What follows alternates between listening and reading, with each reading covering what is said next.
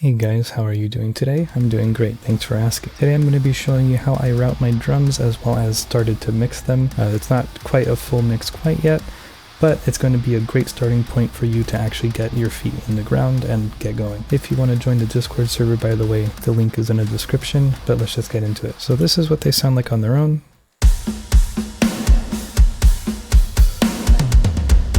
Still could use some work, but I think it's good to show how I got here so far. So while nothing is labeled, unfortunately, I do have contact, which is right here on the bottom because my nice face is covering everything else for you. I have contact, I have the drum bus, and I have a reverb and a parallel compression bus, both underneath going into that drum bus. I have the kick bus with a kick sample, as well as 2 additional samples that I blended in. I have a snare bus with, again, just a snare from the actual plugin itself, as well as 2 additional samples that I was using externally just to kind of beef it up even more. I have the tom bus, and then I have the overheads, which has everything except for the shells in it. And I also have the room mics, which have absolutely no cymbals in it and only the shells. I also separated the kick room, snare room, and tom room, so those are all separate tracks, and it makes it just a little bit easier to dial in. So if I were to, for example, have only the overheads playing, no shells at all, and if I had the rooms,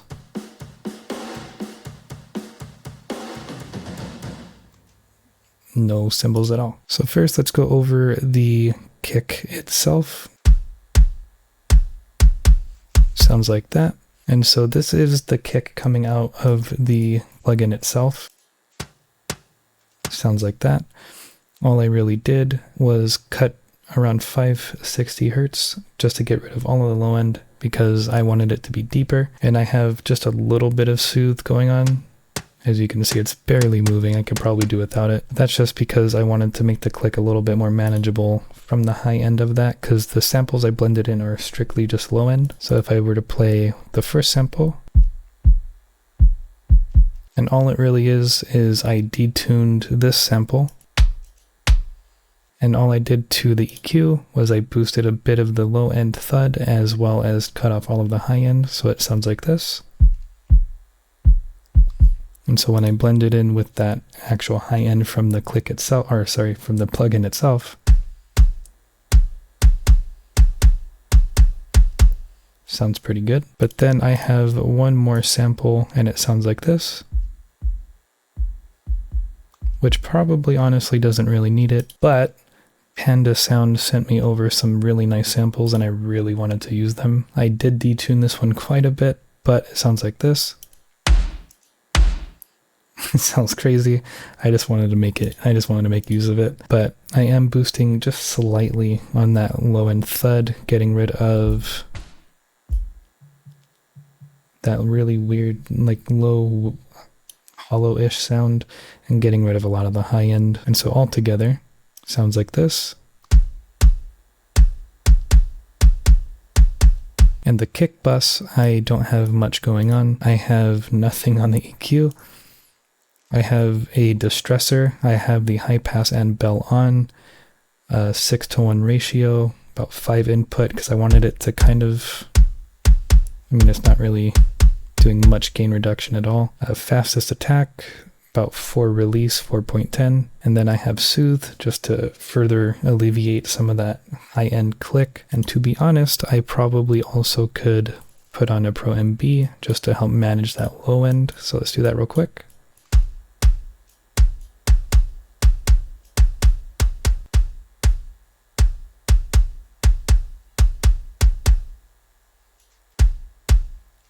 About like that. Hear it again in the context of the mix.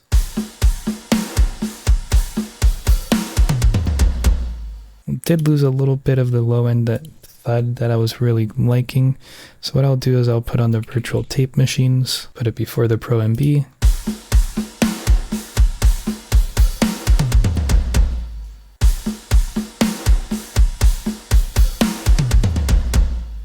And I think that sounds great. Solo one more time just to hear how that sounds now.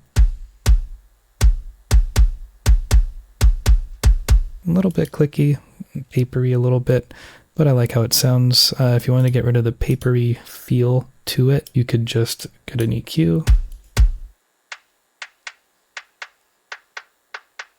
About there, like a 1800 hertz-ish.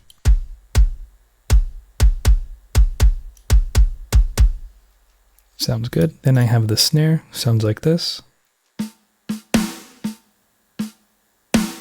And again, I'm using 2 samples on top of this. This is the actual snare for the plugin itself.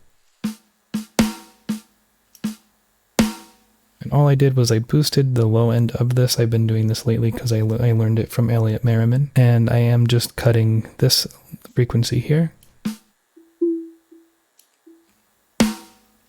And because if I were to get rid of all that, compared to, just feels much better. Then I have a Pro MB. This is doing like a push-pull kind of thing where you boost the fundamental body of the snare, put it on expand, and then directly after that, you're compressing it. So further getting rid of that feel. It makes it feel fat. So without, and with it. And there is actually a lot of noise going on. So what I'll do, pull this all the way down, put it to expand.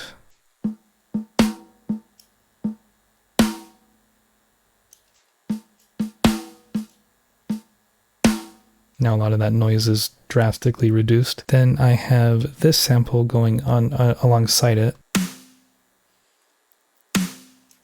Pretty much ignoring the ghost notes and strictly getting those hard hits. Nothing too interesting going on in the trigger too, it's just literally the sample. And then I am getting rid of this frequency. And this one. Because if I were to turn this off, compared to on, cleans it up just a bit. And if I were to layer it in, and then lastly I have this sample on,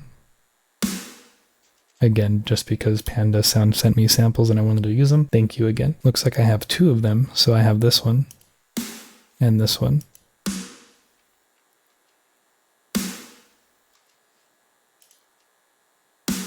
Friendly reminder to always check your face because that gave it just a little bit more punch. And I'm doing quite literally pretty much the same EQ as the other. So if I put them all together, and taking a look at the actual snare bus itself, I have virtual mix rack, again 6-to-1, high pass and bell on, about 5 input. Not really doing much gain reduction, probably could push it a little harder. I have fast attack, slow release, so I have the fastest possible attack, around 2 release. Pro MB just further accenting that trick I did before, just to make it a little bit more beefy, a little bit more fat, and again, just the same pretty much as the other EQs. I just boosted a lot more of the low end, got rid of that whistly, hollow-ish sounding low whistle, and boosted a little bit of high end, and if I got rid of that, compared to on,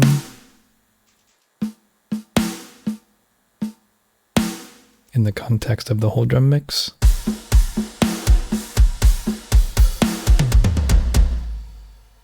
did lose a little bit of volume when I did adjust that, bring it back up.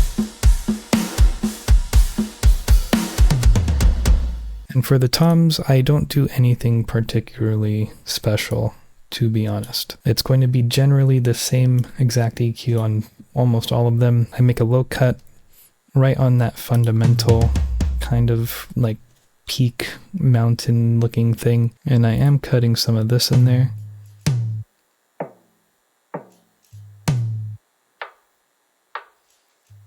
And without it,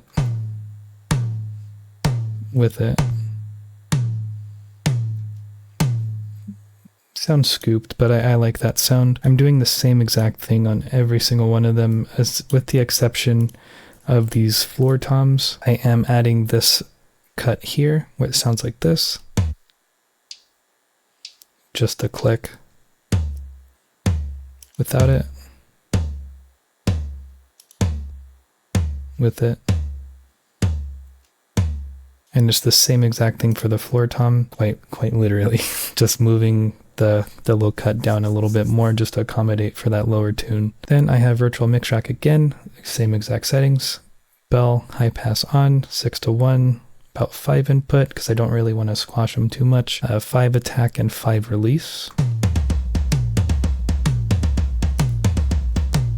Since I didn't really adjust anything on there, I'm not going to really concern too much on the overall drum mix quite yet. On the overheads, I have nothing on the individual buses themselves, but I do have on the actual overall bus that they're all feeding into, I have a low cut here, around 266, getting rid of all of this.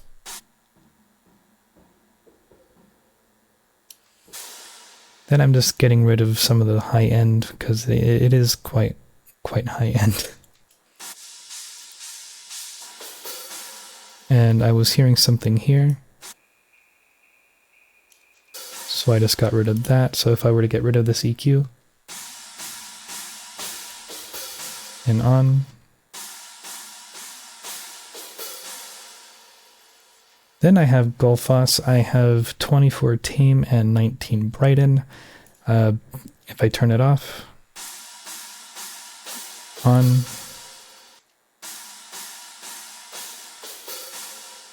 kind of gives it a little bit more hype. It feels a little bit nicer in the high end, a little bit more smooth. Then I have Soothe. I have just on the hard setting. I was just doing this to taste, really. Not really going over or past -3. Which it did there, but it's fine. And this is where the actual massiveness of the drums actually starts to come through, which is the rooms. So on every single room track, I have this EQ. You just put a band on there, right click it, stereo placement side, make the Q as absolute possibly as big as possible, wide as possible, and then just drag it up. It makes it feel a little bit more wide. So if I were to compared to subtle, but it does make a difference. And on the actual bus of the 3 different room mics that the kick is coming from, I do have this EQ on there because it's getting rid of a lot of that sound. If I were to get rid of it, you can hear that it would get pretty muddy really fast in the whole mix, so getting rid of it's a good idea. And then that's pretty much it for the entirety of the kick processing on the rooms. The rest I just have the EQ, and I have this on the bus that all of those room buses go into. So this is going to be affecting all of the room mics, and I have same exact settings, high pass and bell on, 6-1 ratio, the highest possible input. That's going to vary very heavily on your processing going in, very slow attack, quite slow release, output to taste, and then I do have this FG bomber. Let's turn this off and hear how that sounds compared to on.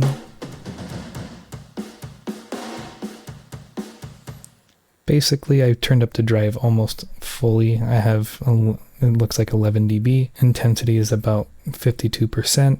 I have it on tight. You can experiment with present, fat, but I like the way tight sounds. And I turned down the volume a little bit just to compensate. I have an EQ. This is just something that DB in my server told me to do. I didn't really hear a difference. This is off. On.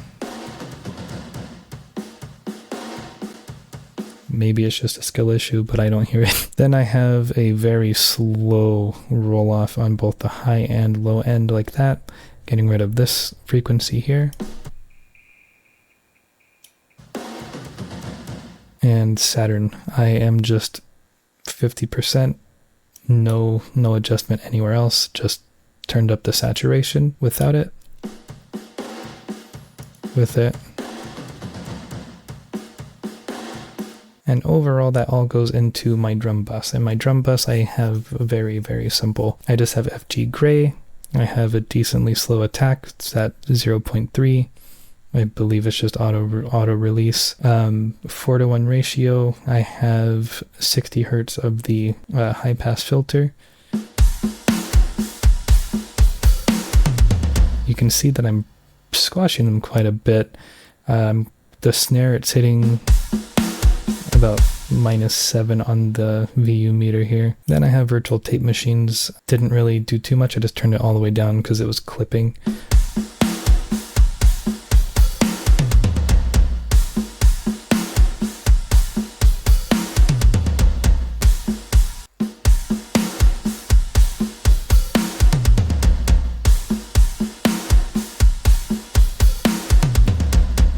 Kind of like it around -8.42 because it got rid of some of that low end, but it's kind of making it much tighter and it's making it feel more glued together. So I'm just going to keep it that way. I also have a reverb bus, which sounds like this.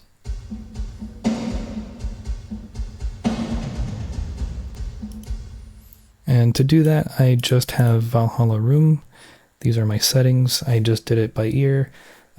In the context of the full mix because I didn't want it to be too loud, but I find these are pretty good settings if you want to try and replicate it. And EQ, just to get rid of that really low end, which would make everything muddy.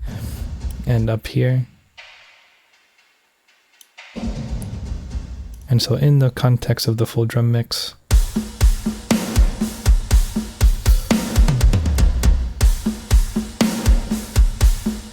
and then I do have this bus right here, which is just strictly just the snare only. It's having everything, the sample, the actual output from the plugin. The only difference I did to it was I put Saturn on it. So I made a line here, just a separation so I can get this high end. And I just saturated it because I wanted it to poke through the mix a little bit more. And I found that doing that really helped. And while this is still a demo mix, I can show you what it sounds like against the bass.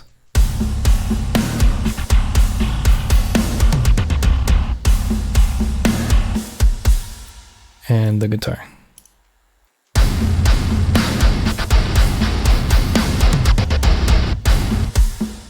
It was just a demo mix. Don't make fun of me. Anyway, I really do help. Oh my gosh. Anyway, I really do hope it helped. If you liked the video, leave it a like, subscribe if you want to, or don't. It's okay if you don't. I'll just cry. But I'll see you guys in the next one. Goodbye.